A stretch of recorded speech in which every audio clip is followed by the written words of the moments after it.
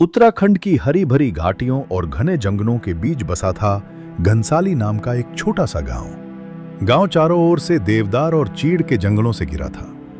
रात को जब हवा पेड़ों से टकराती तो ऐसा लगता मानो कोई फुसफुसा रहा हो।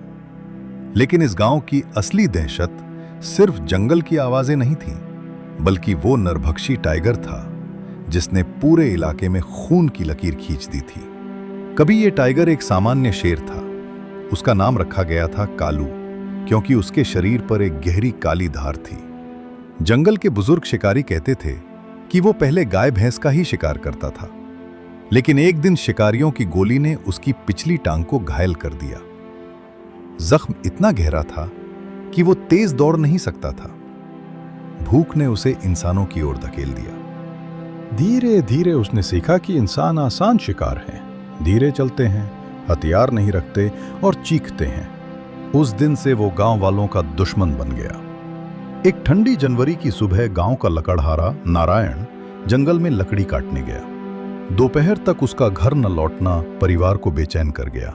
खोजबीन करने पर जंगल की पगडंडी पर खून के छींटे मिले और पास ही बिखरे पड़े थे नारायण के औजार। उसके शरीर का सिर्फ आधा हिस्सा मिला, बाकी आधा टाइगर अपने जबड़ों में दबाकर ले गया था। उस दिन से गांव में अजीब सी खामोशी छा गई। फरवरी की शाम को मंदिर से लौटती गोमती नाम की औरत पर टाइगर ने हमला किया, लेकिन इस बार उसने शिकार जंगल में नहीं बल्कि गांव के किनारे किया। औरत की चीखें पूरे गांव में गूंज उठीं, लेकिन जब लोग लाठियां लेकर दौड़े तो टाइगर अंधेरे में गायब हो चुका था। वन विभाग के अधिकारी इंस्पेक्टर देवेंद्र सिंह ने जांच की और पाया कि टाइगर हर बार हवा की दिशा देखकर हमला करता था ताकि इंसान उसकी गंध ना पा सके। अब गांव वाले रात को घरों से निकलना बंद कर चुके थे। बच्चे स्कूल नहीं जाते थे, खेत सूने पड़े थे। हर कोई फुसफुसाता, ये कोई साधारण टाइगर नहीं है, ये बुद्धिमान है। मार्च की रात को जब गांव में होली की तैयारी हो रही थी, तब टाइगर ने एक अनोखा तरीका अपनाया। उसने मवेशियों को डराकर भगाया और जब गोपीनाथ नाम का लड़का उन्हें रोकने दौड़ा, तभी उसने पीछे से हमला किया।